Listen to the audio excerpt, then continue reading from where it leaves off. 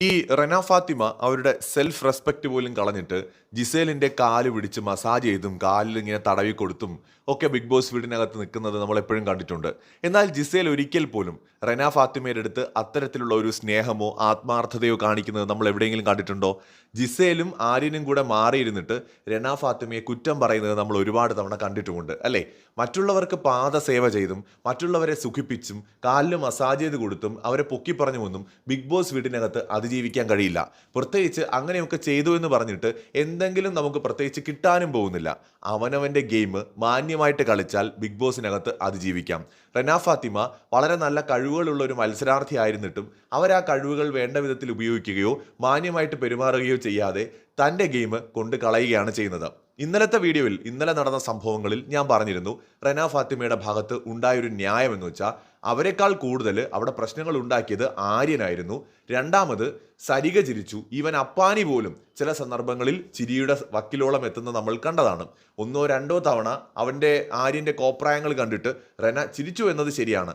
ആ പേര് പറഞ്ഞ് ആര്യനോടൊന്നും ചോദിക്കാതെ അത്യാവശ്യം നല്ല സ്ട്രോങ് ആയിട്ടുള്ള മെയിൽ കണ്ടസ്റ്റൻസ് റെന ഫാത്തിമയുടെ മണ്ടയ്ക്ക് കയറിയത് കണ്ടപ്പോൾ തീർച്ചയായിട്ടും അത് വളരെ മോശമായി തന്നെയാണ് തോന്നിയത്. പക്ഷേ എന്ന് കരുതി റെന ഫാത്തിമയുടെ ബിഹേവിയറിനെ കുറിച്ചും ചർച്ച ചെയ്യാതെ പോകുന്നത് ശരിയാണെന്ന് തോന്നുന്നില്ല. ഇന്നലെ ഇപ്പോൾ അവിടെ അഭിലാഷ് ആയിക്കോട്ടെ അല്ലെങ്കിൽ ഒണീൽ ആയിക്കോട്ടെ റെനയുടെ അടുത്ത് വളരെ മോശമായി തന്നെയാണ് സംസാരിച്ചത്. പ്രത്യേകിച്ച് ഒണീൽ വളരെ മോശവും മ്ലേച്ഛവുമായ വാക്കുകൾ ഞാൻ ലൈവിലാണ് കണ്ടത്. ഞാൻ ഇന്നലെ ഈ സംഭവങ്ങൾ എപ്പിസോഡിൽ കണ്ടിട്ടേ ഇല്ല. കാരണം എപ്പിസോഡ് ടെലികാസ്റ്റ് ചെയ്യുന്ന സമയത്ത് തന്നെയായിരുന്നു ലൈവിലും ഇത് നടന്നുകൊണ്ടിരുന്നത്. അതുകൊണ്ട് മുഴുവൻ സംഭവങ്ങളും ഞാൻ ലൈവിലാണ് കണ്ടത്. ലൈവിനകത്ത് ആ വാക്കുകളൊക്കെ ഉപയോഗിച്ച വാക്കുകളൊക്കെ പച്ചയ്ക്ക് തന്നെ ഓൾമോസ്റ്റ് കാണിച്ചിട്ടുണ്ടായിരുന്നു. എപ്പിസോഡ് കണ്ടവർക്ക് അതിൻ്റെ ഇൻറ്റൻസിറ്റി മനസ്സിലാവണമെന്നില്ല, ലൈവ് കണ്ടവർക്ക് അത് കണക്ട് ചെയ്യാൻ എളുപ്പമായിരിക്കും.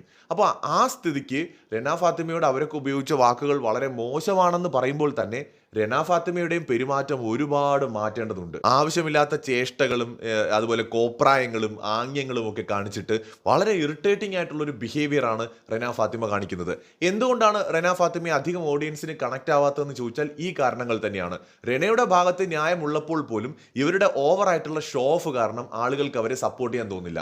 ബിഗ് ബോസ് എന്ന് പറയുന്ന റിയാലിറ്റി ഷോ എന്താണെന്നും അവിടെ കളിക്കേണ്ടത് മൈൻഡ് വെച്ചിട്ടാണെന്നും മനസ്സിലാക്കാതെ മറ്റുള്ളവർക്ക് പാദസേവ ചെയ്യാനായിട്ട് അകത്ത് കയറിപ്പോയാൽ ഇങ്ങനെയൊക്കെ ഉണ്ടാവുകയുള്ളൂ.